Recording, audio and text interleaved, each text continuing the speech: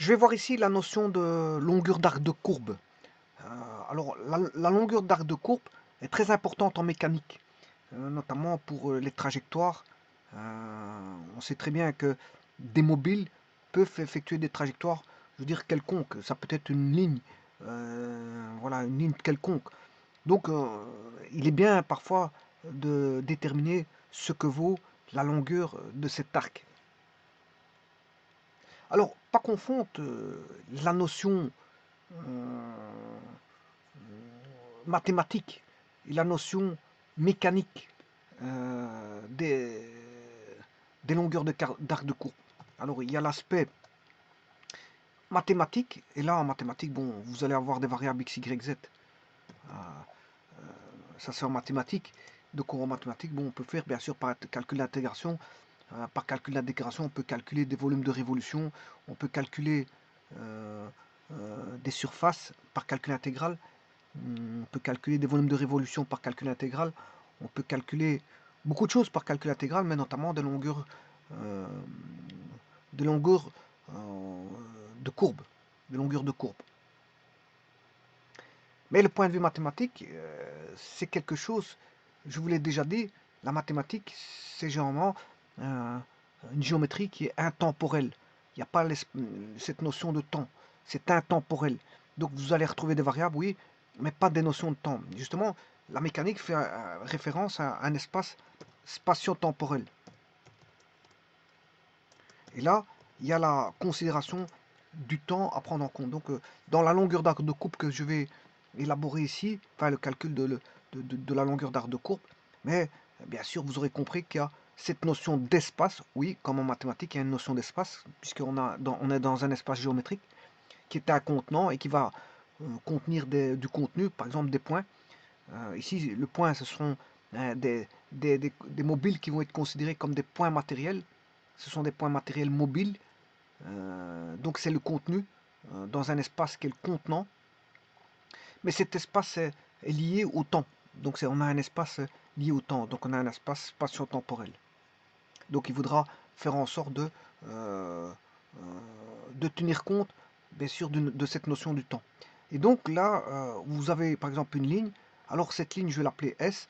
Alors pour les besoins, je l'appellerai toujours S, une ligne, pour ne pas changer de variable au niveau de la ligne et de perturber les personnes. Donc une ligne, quand vous la ligne, généralement, on l'appelle S. On peut l'appeler phi, ce que vous voulez, mais généralement, quand vous gardez une variable, il vaut mieux garder cette variable-là, parce que si vous devez élaborer beaucoup voilà, de théories concernant les longueurs d'arc de courbe, si une fois vous l'appelez phi, une fois t, une fois grand phi, une fois petit phi, une fois, je sais pas moi, n'importe quoi, ben ça fait plus du n'importe quoi, on va s'embrouiller. Donc l'auditoire peut être embrouillé de cette manière-là. L'auditoire peut être embrouillé de cette manière-là. Alors c'est pour ça que dès le moment où euh, vous fixez une petite règle en vous disant que l'arc de courbe se dénommera S, ben dès le moment où vous verrez un S, ben c'est relatif à un arc de courbe. C'est comme quand on dit alpha, gamma, généralement ce sont des angles. On peut appeler ça pour autre chose, mais en général ce sont des angles quand on voit. Voilà, donc on sait bien, quand on voit des alpha, bêta, gamma, c'est relatif en général à des angles. Bon, ça peut être relatif à des paramètres, mais bon, ça on redéfinit les choses. Mais le S, on ne peut pas prendre n'importe quoi.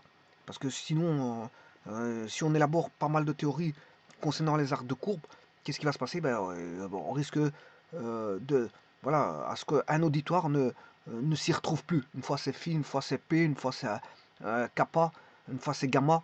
Euh, hmm, bon, autant éviter d'éviter de faire une soupe avec, je vais dire, avec des formulations qui sont données avec voilà, des variables différentes et qui pourraient perturber, je veux dire, un auditoire ou des auditeurs. Alors, donc je vous ai dit qu'on est dans un espace spatio-temporel. Et la première chose à faire quand on est dans un espace, qu'il soit temporel ou intemporel comme en mathématiques, mais c'est de placer un système d'axes. Alors le système d'axes, vous aurez compris qu'ici, on est dans l'espace, donc c'est un système, un repère OIJK. Alors bien sûr, qui est un repère, un trièdre, trirectangle direct. Hein. Donc il est direct.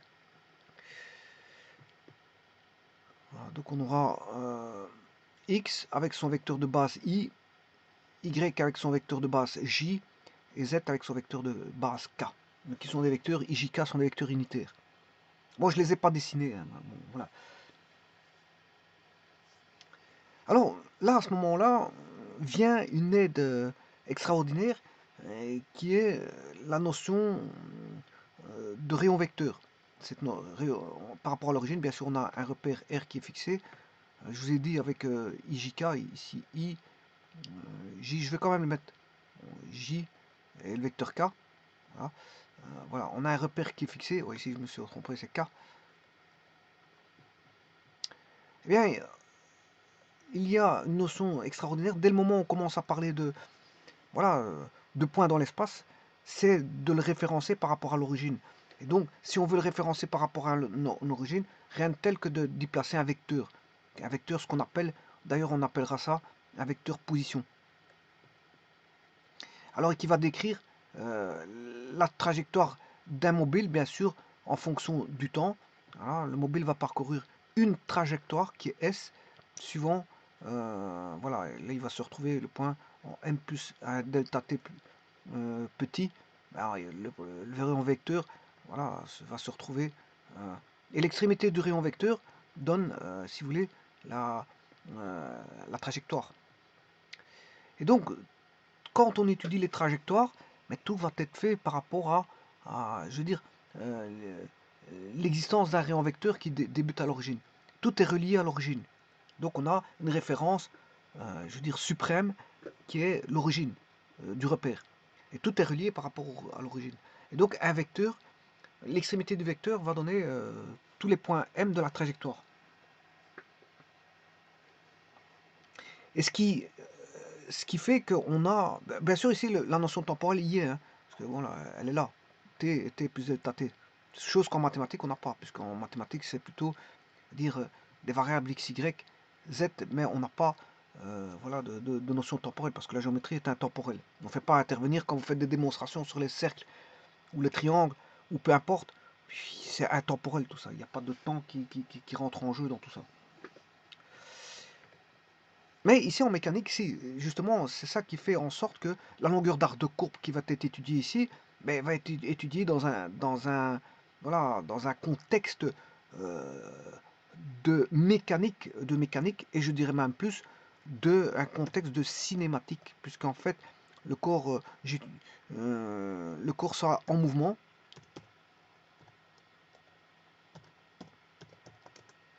Alors, c'est de quel type de cinématique? Ben, c'est la cinématique spatiale.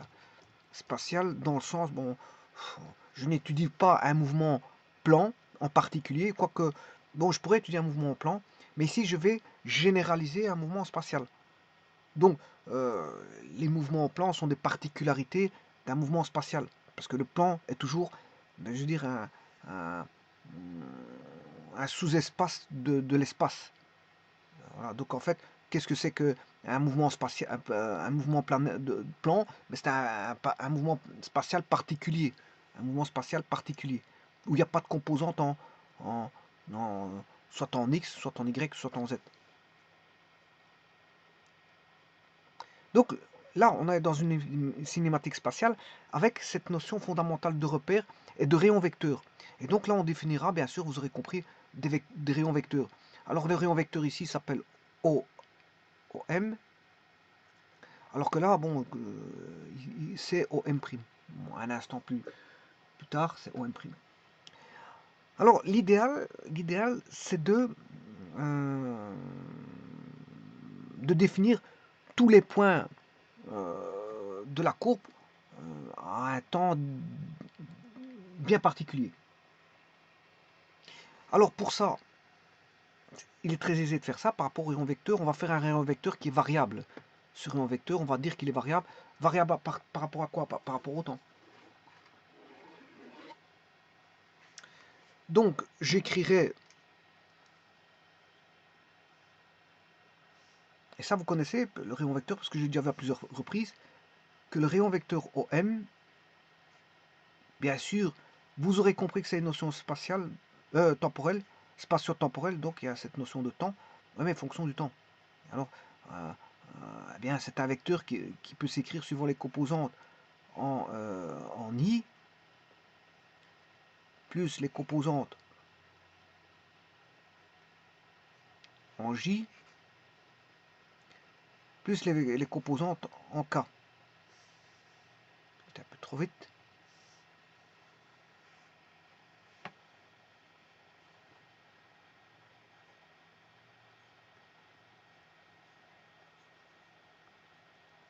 Ce vecteur OM, je peux écrire uniquement de manière plus simplifiée par rapport aux composantes. Hein. Bon, je ne suis pas obligé de l'écrire avec une somme en I, en J et en K.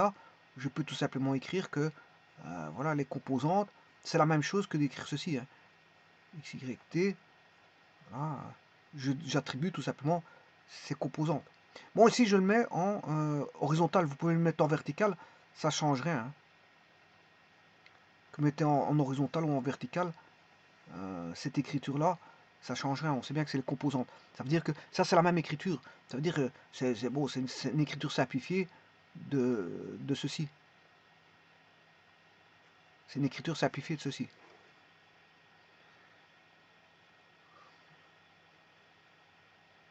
Et donc ça, c'est fondamental. Donc à un instant T, je peux définir où est...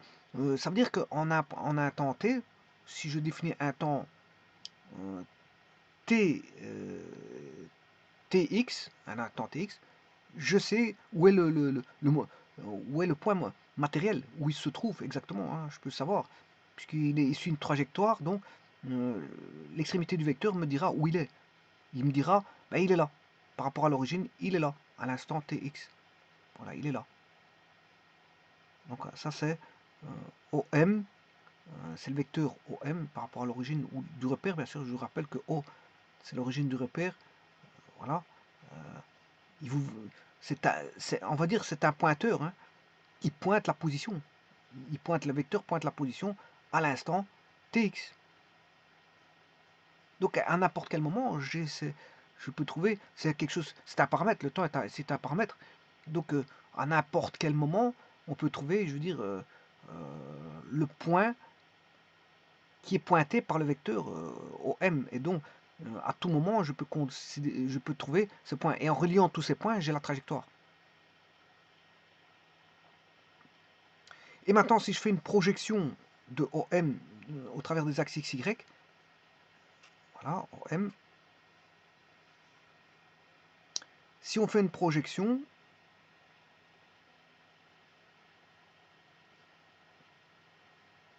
on aura les composantes.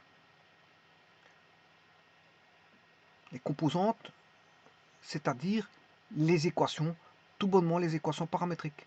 Les composantes, comme ceci, séparément, sont les équations paramétriques. Ça, c'est les composantes du vecteur OM.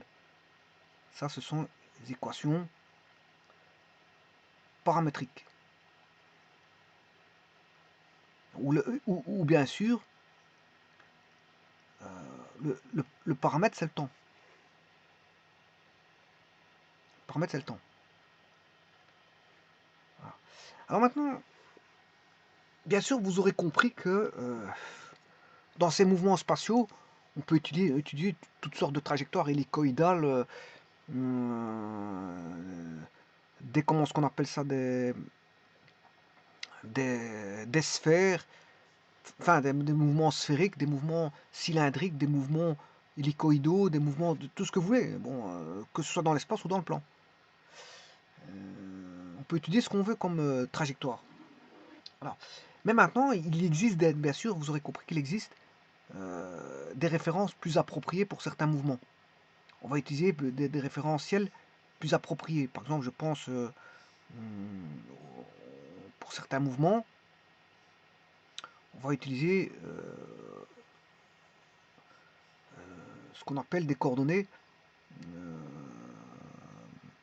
cylindriques. On va utiliser ce qu'on appelle des coordonnées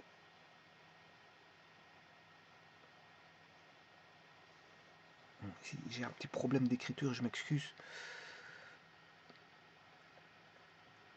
On aura les coordonnées cylindriques. Si maintenant, vous devez étudier un mouvement dans l'espace où le repère, les coordonnées sont polaires cylindriques, bien sûr. Quand je dis cylindriques, elles sont polaires, hein. C'est des coordonnées polaires. Quand je dis coordonnées cylindriques, c'est les coordonnées polaires cylindriques. Ça, c'est un repère enfin, un système de coordonnées qui est plus usité dans certains cas pratiques pour faciliter, si vous voulez, voilà, le traitement. On utilise ce genre de repère pour faciliter le traitement. Alors, quand est-ce? Quand le point M peut se déplacer, par exemple, sur une surface possédant une symétrie axiale de révolution, par exemple. Et donc, à ce moment-là, c'est intéressant d'utiliser les coordonnées polaires cylindriques, bien sûr, du point M.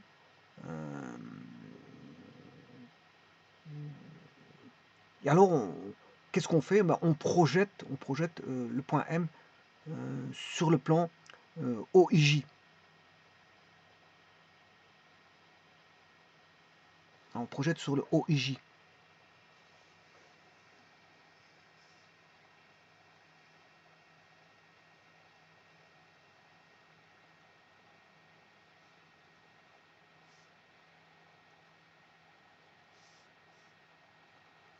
Alors, je vous rappelle que celui-ci, c'est un vecteur.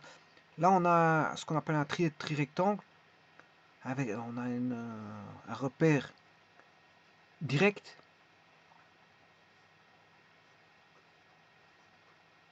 Voilà. Et si je prends un point M de l'espace, un point M, voilà, je projette ici. À ce moment-là, on a un petit point M ici. Voilà, et à partir de là, il y a des angles qui vont apparaître, hein. Enfin, un angle. Parce que pas confondre avec les coordonnées sphériques. En coordonnées sphériques, là, vous avez deux angles qui apparaissent. En coordonnées polaires cylindriques, on a qu'un angle qui est celui-ci. Bien sûr, ici, là, on a le rayon vecteur.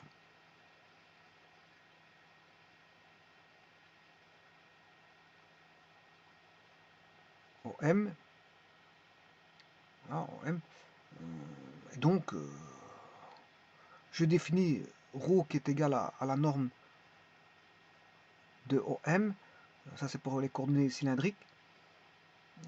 Θ, c'est l'angle formé par le vecteur unitaire I et le vecteur OM. Donc, c'est entre I et... bien sûr, quand je dis OM, c'est petit OM. Hein. C'est petit OM. Là, on a le vecteur OM. On fait juste une projection de OM sur le plan XY. On fait une projection sur le plan du grand M. Sur le plan XY, on a petit m.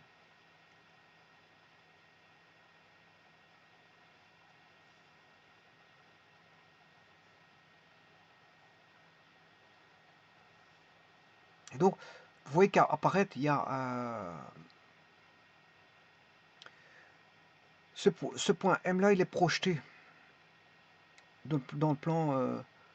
Voilà, et on a l'existence d'un angle θ et d'un rayon vecteur ρ qui vaut le rayon vecteur OM, le module du rayon vecteur OM.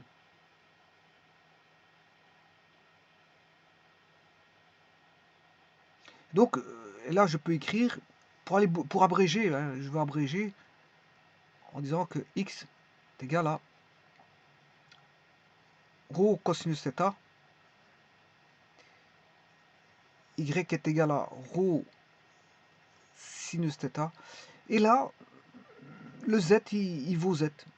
Il n'y a rien qui change dans on garde la cote z. Voilà, mais en coordonnées sphériques, c'est pas comme ça. On dit tout de suite. Tout d'abord, il y aura deux angles, ça c'est une chose.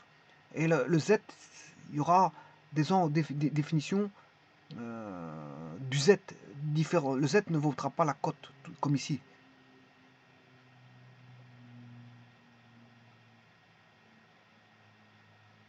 Alors bon, maintenant, j'ai abrégé. Pourquoi je dis que j'ai abrégé? Parce que en vérité, si vous voulez OM, mais OM, comme j'ai décomposé en OM plus MM, voilà, j'ai abrégé. Hein, là, si je veux le mettre en forme vectorielle, euh, ça c'est ρ fois un vecteur que je peux appeler U. Voilà, un vecteur unitaire que je vais mettre ici.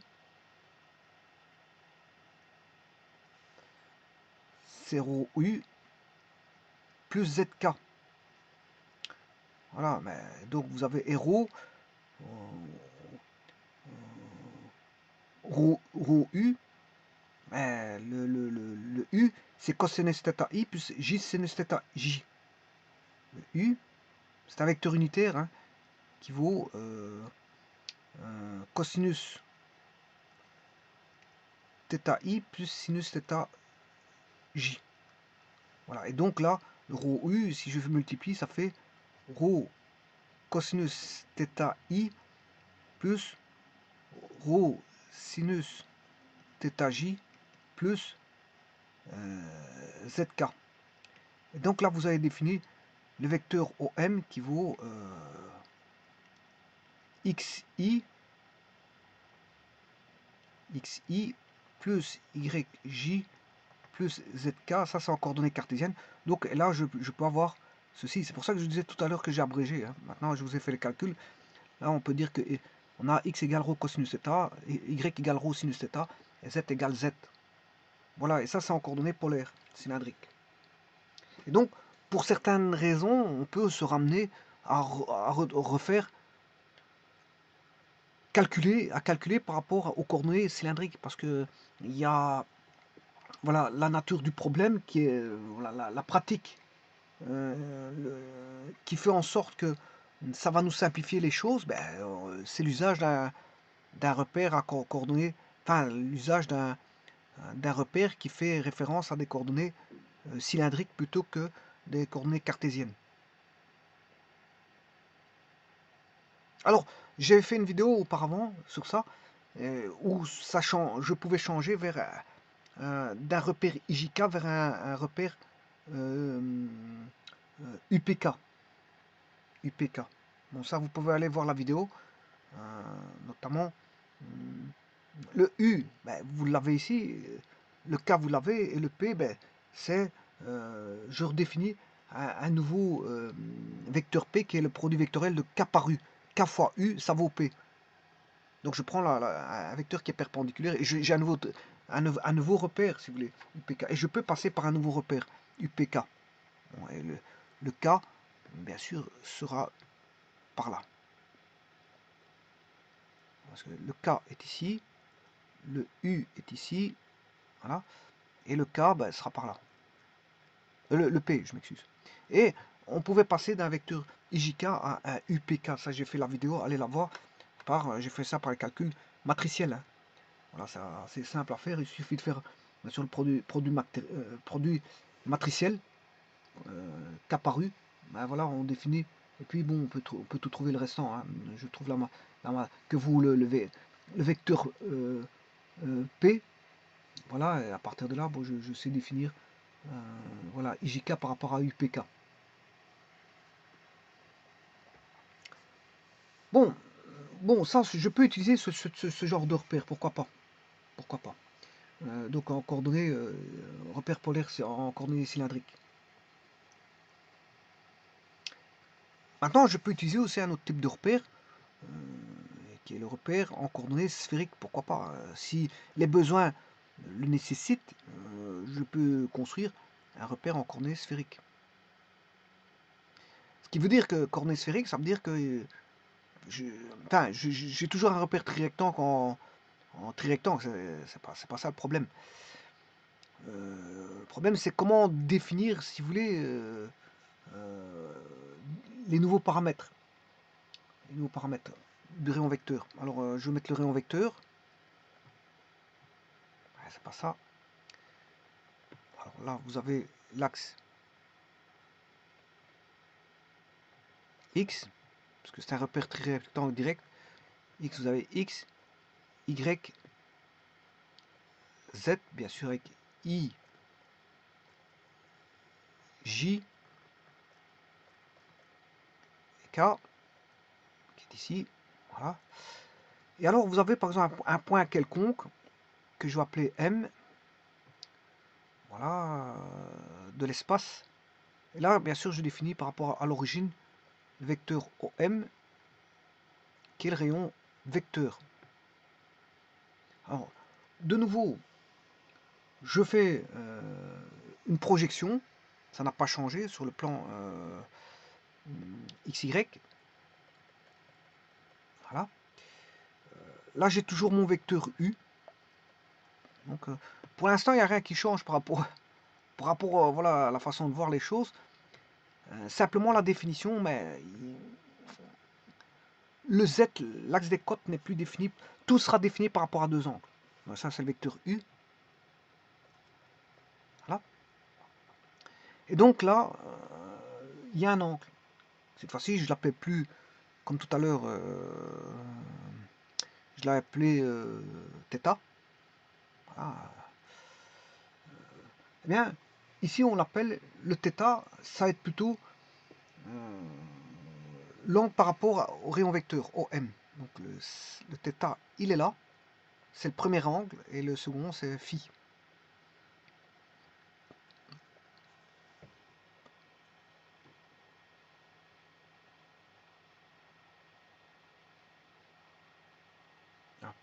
Et donc, pour ne pas faire un amalgame avec voilà, les coordonnées cylindriques, j'ai changé le θ. Le θ n'est plus le même. On n'a pas la même vue. Donc ici, on a les coordonnées sphériques.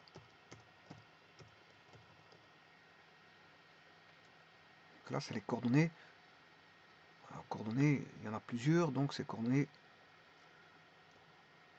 cylindriques avec S. Hein. Bon, il faut des S. Je m'excuse ici. Bon, il fallait mettre des S. Bon, vous aurez compris qu'il faut mettre un S à coordonnées et cylindriques polaires. Il faut mettre des S parce que ce sont des coordonnées. Il y a X, Y et Z. Bon, pour ne pas faire d'amalgame avec celui-ci, le rayon vecteur OM, je ne vais pas l'appeler, bien sûr, la norme de OM, je ne vais pas l'appeler ρ, mais je vais l'appeler R, parce que sinon, on risque de faire des amalgames. Voilà, donc ici, on va appeler ça non plus ρ, mais ce rayon-là, il fera R. Donc, en d'autres termes, qu'est-ce qu'on aura? Ben, en fait, vous aurez X égale... Alors, bien sûr, vous aurez R, et on aura le sinus θ fois cosinus, sinus fois cosinus, Y, on aura toujours ce fameux R, on aura un sinus fois un sinus, et on aura le Z,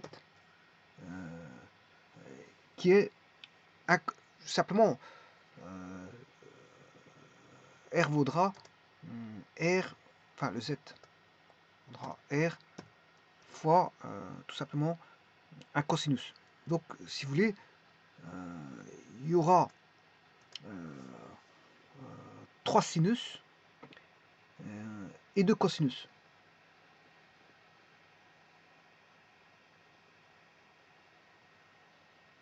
Il y aura 3 sinus et 2 cosinus.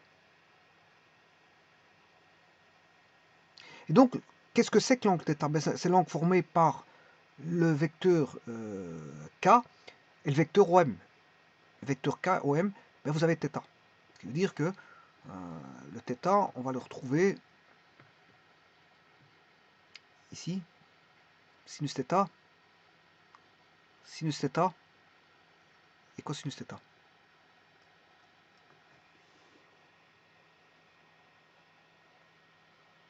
Et l'autre, ben, vous aurez compris que c'est phi. Voilà. Et ça, ce sont les coordonnées sphériques.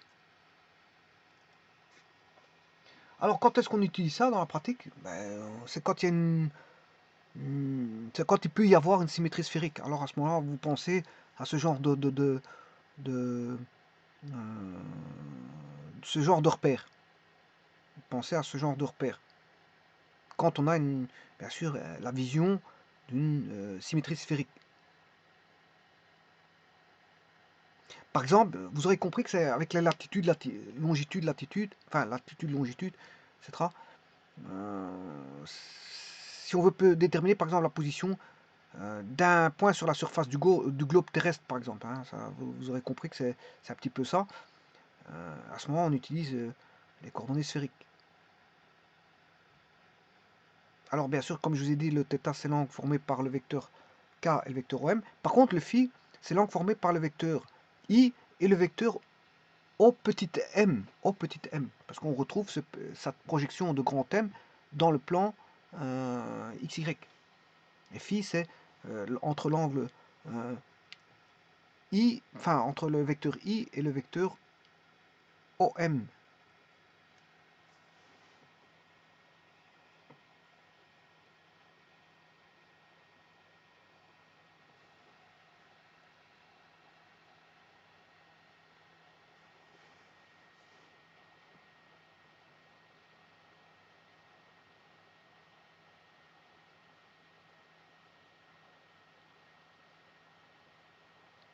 Voilà.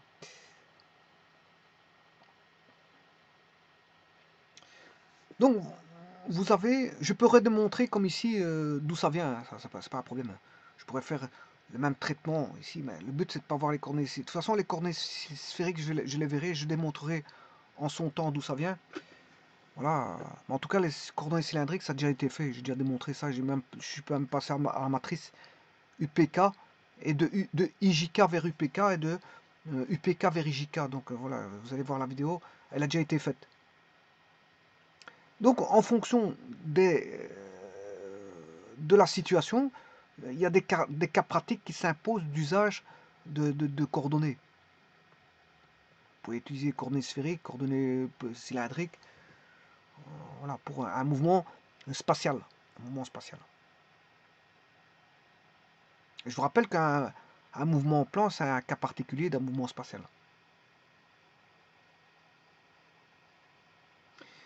Voilà, ceci étant dit, tout ça c'est pour vous dire quoi? Que on aura bien sûr un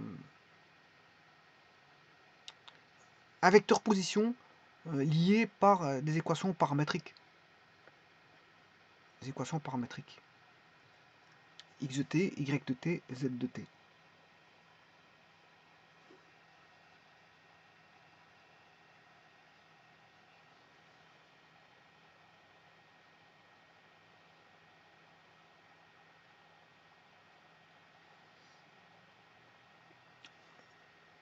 Voyons voir maintenant la longueur de courbe, la longueur d'arc de courbe, je m'excuse, sachant que la courbe s'appelle S. La courbe s'appelle S.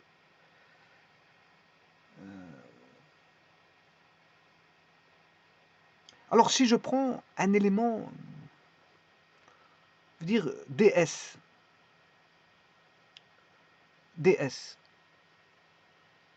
bien sûr, il faut que la fonction soit continue. Hein. Je considère ici qu'on a une fonction S de t continue. Hein.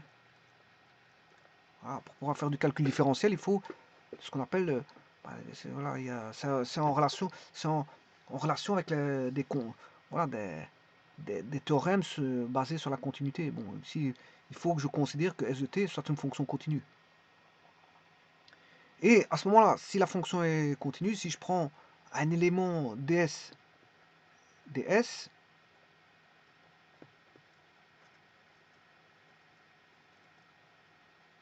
au carré, ds au carré, c'est dx carré plus dy carré plus dz carré. Donc vous devez prendre un élément en x, un élément ds. Si je prends un élément, bon, le repère il est en, bien sûr le repère direct, il est comme ceci, hein, je l'ai mal tracé, mais enfin vous aurez compris qu'il y a un repère quelque part, qui est un repère trirectangle direct. Donc si on a i, J, K qui sont des vecteurs unitaires. Je le dessine très mal, mais vous aurez compris que bon, il y a un repère caché quelque part. Donc si je prends un élément très petit, infinitésimal, ds, voilà, eh bien, je peux le décomposer suivant, bon, il faut savoir le faire, suivant I, suivant J, voilà,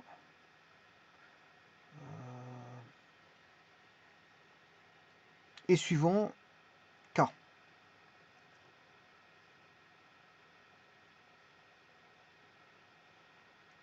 Donc, ds, bon, je vais essayer de le faire parce que c'est vrai que c'est pas si évident que ça.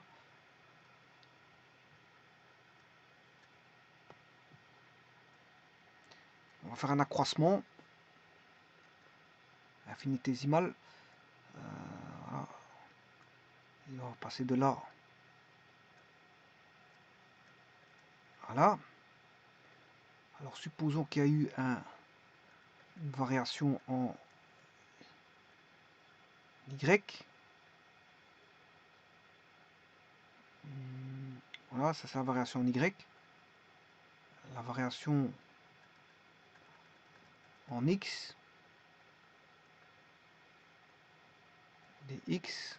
Non, ça c'est des Y, je m'excuse. Je regarde par rapport au repère, c'est des Y. Variation comme ceci en X. Voilà, et une variation en Z. Voilà. LDS, c'est ceci. Bon, c'est de manière infinitésimale. Hein. Les DS, ne pas confondre un delta S et un DS. Hein. Le DS, c'est quand on tend à la limite. L'idéal, c'est pas d'écrire ça. C'est pas d'écrire ça. L'idéal, c'est d'écrire un petit delta S, voilà, comme ceci. C'est un élément, une variation, aussi petite soit-elle. Voilà. Alors, à ce moment-là, si je fais ça, je considère des variations delta Y. Voilà. Delta X et delta Z. Voilà. Et donc, je peux écrire que, en appliquant Pythagore dans l'espace, que delta S carré est égal à delta X carré plus delta Y carré plus delta Z carré. C'est du Pythagore dans l'espace. Hein. Alors maintenant, si je passe à la limite, là on parlera d'éléments infinitésimaux. Bien sûr, on aura la limite quand delta S tend vers 0. Voilà. Là, ça devient infinitésimal. Et là, on passe à la différentielle. Des x carré.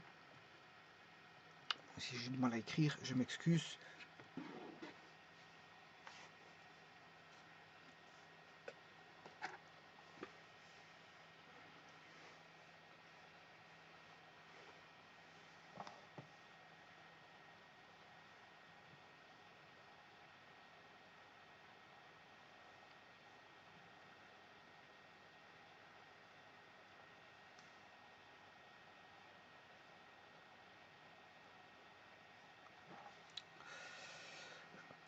Petit problème que je vais régler tout de suite.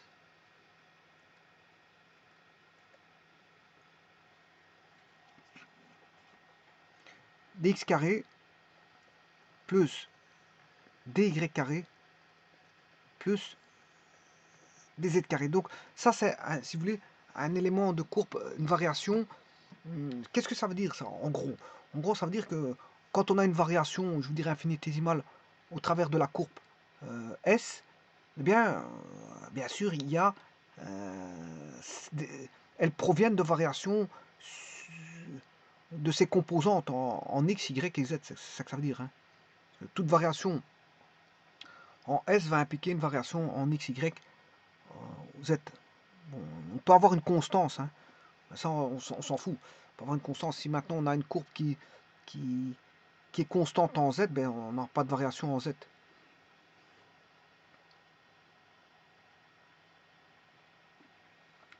Enfin, je m'excuse, si on n'a pas de variation en z, ben, on n'aura que dx carré plus dy carré. Voilà. Si on n'a pas de variation en y, ben, on aura dx carré plus dz carré. Bon, et si on n'a pas de variation en y et z, qu'on n'a qu'une variation en x, on aura dx carré. Bon, voilà. Mais ici, de toute façon, je considère qu'il y a trois variations. Il y a, les plein de trois variations. Je ne fais aucun cas d'une exception. Ils vont tous varier. Donc je me place dans un contexte où je prends le contexte où le cas de figure où si ds varie, ben, ça va varier au niveau de x, y, z. Aucun des trois ne va rester constant.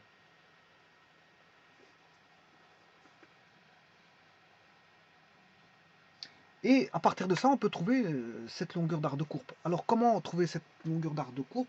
Eh bien, c'est là qu'on ne fait pas comme en mathématiques. Hein. Voilà. Vous aurez compris pourquoi c'est pas comme en mathématiques, comme je vous l'avais dit auparavant.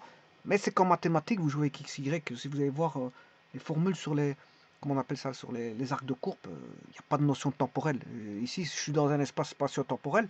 Donc, j'ai parlé de vecteur position avec, voilà, voilà, une variable temps.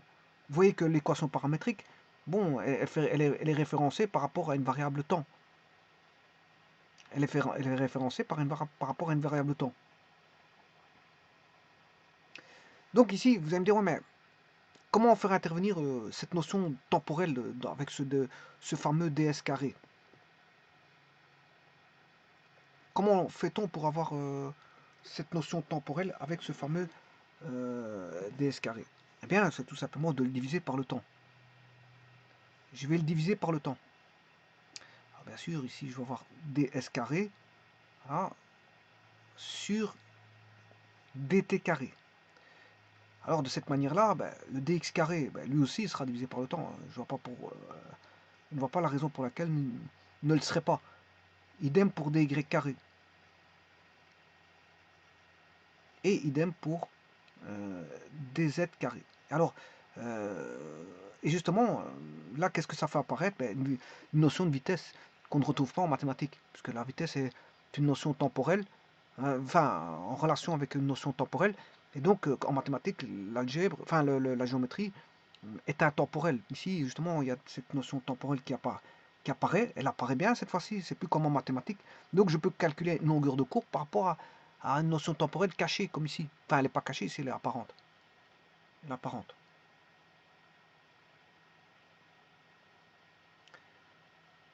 Alors,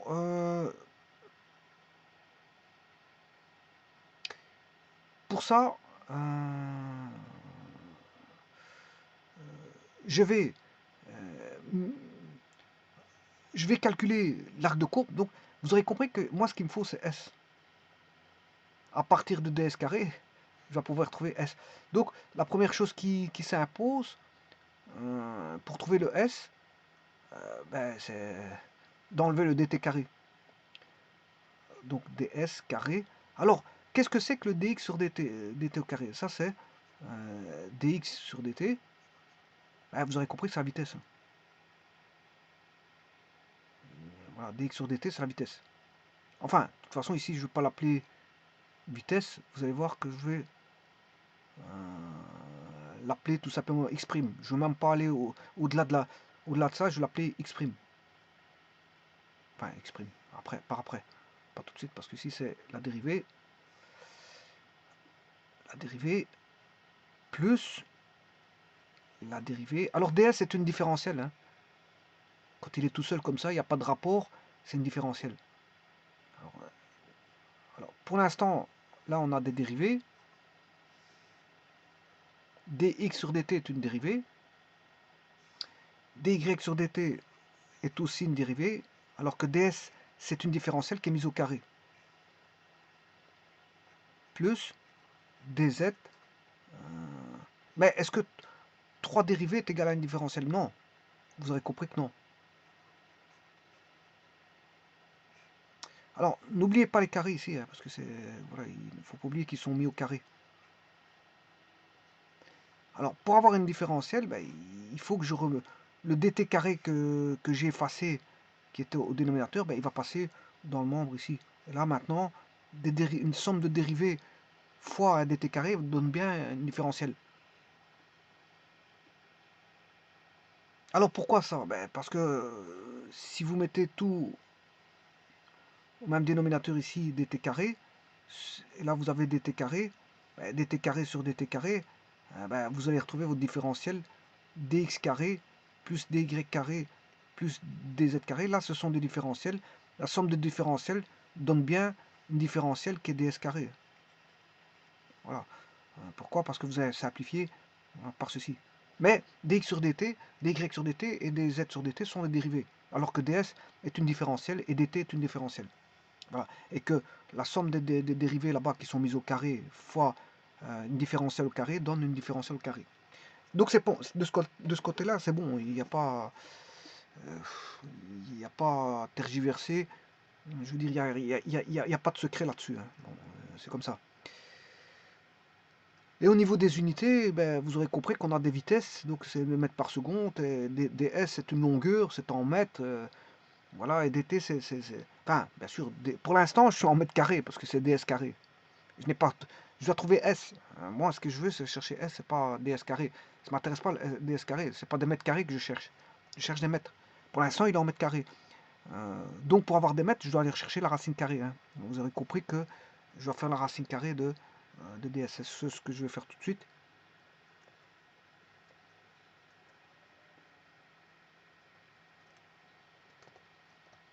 Voilà. Alors, donc ce qui veut dire que le ds ici, je peux le trouver. Alors si je trouve ds, je sais trouver s. Je vous l'ai dit tout à l'heure. Si je ds, je sais trouver s. Si je sais trouver, si j'ai la différentielle, et la différentielle je l'ai parce que c'est la racine carrée de... Alors, dx sur dt, c'est une dérivée, hein. Voilà, c'est x'. Alors c'est x' bien sûr carré. Alors, attention que c'est pas la dérivée seconde, hein. C'est une dérivée, une première au carré, hein. Vous avez bien vu qu'ici il y a des carrés. C'est des carrés ça. Alors, qui vient de Pythagore, bien sûr, ici. Pythagore dans l'espace. Alors ici c'est y', c'est dérivée première au carré. Et enfin, dérivée première au carré. Alors, les dérivés, bien sûr, je vais compléter l'écriture avant de vous expliquer que ici, on a aussi racine carrée de dt carré, ça fait dt. Alors, calculer les dérivés, ce que je voulais vous dire, c'est facile, hein. Bon, pourquoi? Parce que vous avez l'équation paramétrique ici, de OM, x est égal à x de t, y égal à... On connaît ça, hein. Si on vous donne x en fonction de t, voilà, l'équation paramétrique ici, elle est donnée, hein. On vous la donne. On vous la donne. Voilà, si on vous la donne, ben vous savez trouver les x', y' et z'. Bon, vous faites juste une dérivée première, hein, c'est juste ça. Vous avez x', y' et z'. Et vous voyez qu'ici on est bien en mathématiques, enfin en cinématique, parce qu'on a bien la notion temporelle qui apparaît. Contrairement à la longueur d'arc de courbe qu'on en a en mathématiques, où là on n'a pas de, bien sûr, on n'a pas ce fameux dt, on n'a pas cette notion temporelle. Alors il y a juste un petit truc. Quand j'ai fait la racine carrée, bien sûr, c'est plus ou moins, hein, plus ou moins. Alors ce plus ou moins, je peux mettre un epsilon. Alors c'est plus ou moins, plus 1 ou moins 1. Epsilon c'est plus 1 ou moins 1. Parce que ça a son importance, parce que epsilon il voudra plus 1 si la courbe est orientée dans le sens des temps croissants, c'est-à-dire ds sur dt positif. Epsilon égale plus 1 si ds sur dt est positif. Voilà. Maintenant, il vaudra, epsilon, ben, ça sera le contraire, epsilon vaudra moins 1 si ds sur dt est négatif, c'est-à-dire que la courbe, dans ce cas-là, est orientée dans le sens des temps décroissants, c'est-à-dire des ds sur dt négatifs. Donc, il faut savoir dans quel sens va, je veux dire, le mouvement par rapport à, enfin, la trajectoire par rapport, le sens de la trajectoire. Il faut connaître le sens de la trajectoire. Si on est dans le sens, dans le bon sens, dans le sens contraire de la trajectoire, ben, plus 1 si on est dans le même sens que le mouvement va dans le sens de la trajectoire. Si le mouvement va dans le sens contraire de la trajectoire, c'est moins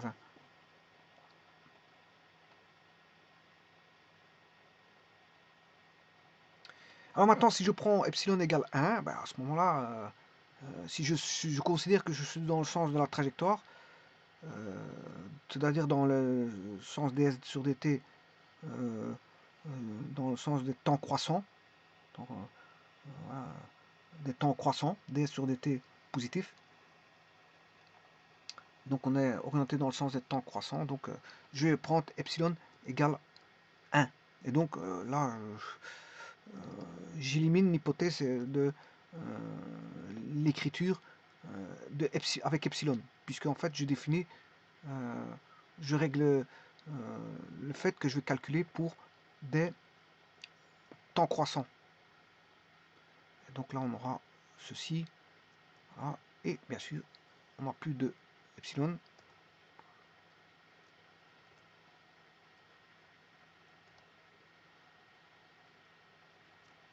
Voilà. Alors, ayant ceci, il est très aisé de trouver S, hein. La longueur d'arc de courbe, c'est très facile à trouver ça, par rapport à ça. Alors vous allez me dire comment, ben, quand on a des S, quand on a une différentielle, pour trouver le S, il suffit d'intégrer. Alors on va intégrer, bien sûr, pour avoir le S, de part et d'autre. Alors il faut trouver les bornes d'intégration. Les bornes d'intégration, ben, ici on va aller de S à S0. De S à S0. Alors supposons que le S0 vaut 0, hein, ben, comme ça, bon, je facilite le calcul. Je prends comme référence le début de la trajectoire en 0. Et bien sûr, ici, je considérais que je vais aller de T0 en T. Alors, pour S0, j'ai T0, et pour S, j'ai T, c'est ça que ça veut dire. Voilà.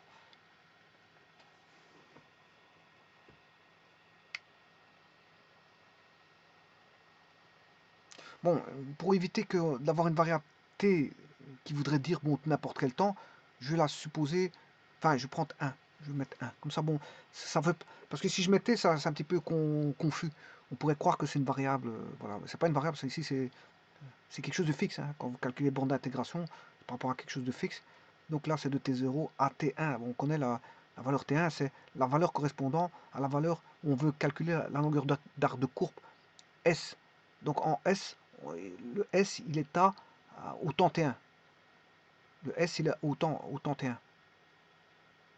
Et donc là, on peut faire donc l'intégrale de dss, mais entre les bornes S et S0, ça qui fait S moins S0, mais comme S0 vaut 0, ben j'ai pris par la référence pour simplifier les choses. Donc là, ici, j'aurai S moins S0, ça fait S. Et donc, ce S là, il vaudra quoi? Ben, il suffit de calculer l'intégrale de T0 à T1, voilà, de la racine carrée de la dérivée première de x au carré plus. Alors x, on connaît, hein, donc on connaît ça. Il suffit de calculer la dérivée première de x, mètre au carré bien sûr, la dérivée première de y mètre au carré, dérivée première de z mètre au carré, et bien sûr intégrée par rapport à la racine carrée de ce que vous venez de trouver en dérivée, que vous avez mis au carré, intégrée par rapport au temps, et bien sûr remplacée par les comment on appelle ça, les par les bornes, d'intégration qui sont T0, T1.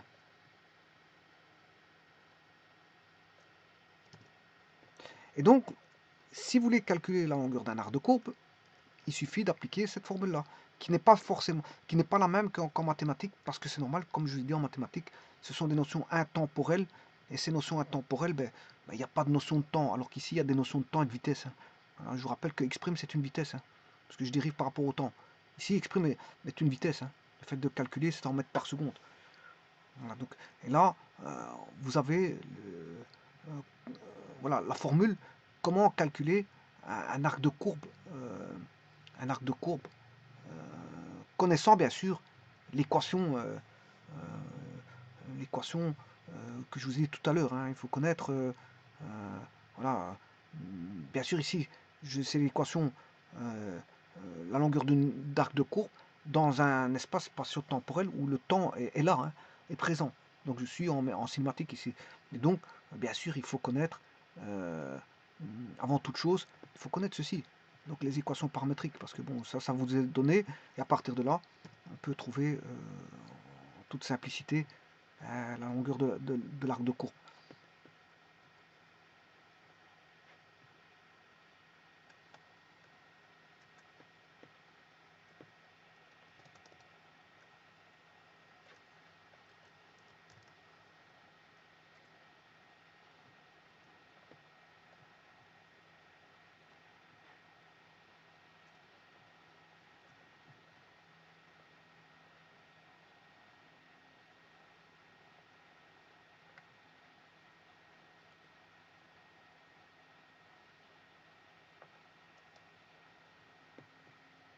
Bon, je vais faire juste un petit peu de ménage. Je vais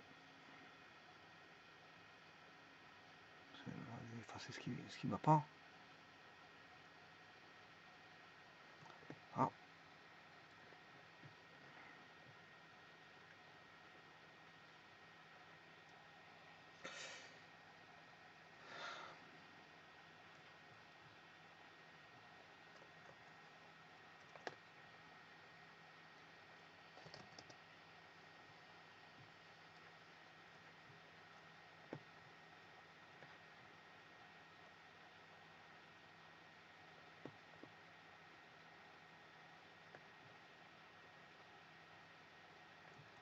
Donc vous aurez compris que le premier, il faut avoir des équations, au moins des équations paramétriques, hein. Si on a des cartésiennes, on sait faire aussi le traitement, mais au moins qu'on nous donne des données. Et les données, c'est l'équation paramétrique de la trajectoire.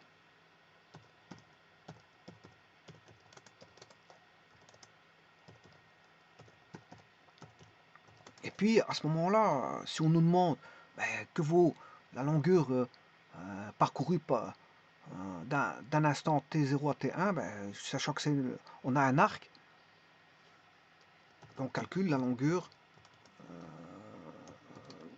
de l'arc de courbe entre deux instants. Et donc à ce moment-là, j'ai la longueur de la trajectoire. J'ai la longueur de la trajectoire. Connaissant les équations paramétriques de la trajectoire, voire les équations cartésiennes, hein, parce que bon, connaissant les équations cartésiennes, on sait faire aussi un tel traitement. C'est pas, il n'y a rien qui change là-dessus. Enfin, rien, je veux dire, on s'est passé facilement, on calcule de l'arc de coupe, connaissant au moins des équations de la trajectoire. Dès le moment où la trajectoire est définie en fonction du temps, c'est-à-dire qu'on peut, je veux dire, tracer sa trajectoire au travers de rayons vecteurs, différents rayons vecteurs qui nous donnera, dont l'extrémité nous donnera la trajectoire. À partir de là, sur un laps de temps donné, qui est 2 instants, mais on sait calculer ben, la longueur de la trajectoire, c'est-à-dire c'est la longueur de l'arc de courbe effectué par le mobile, c'est-à-dire par le point matériel en déant les instants T0, T1.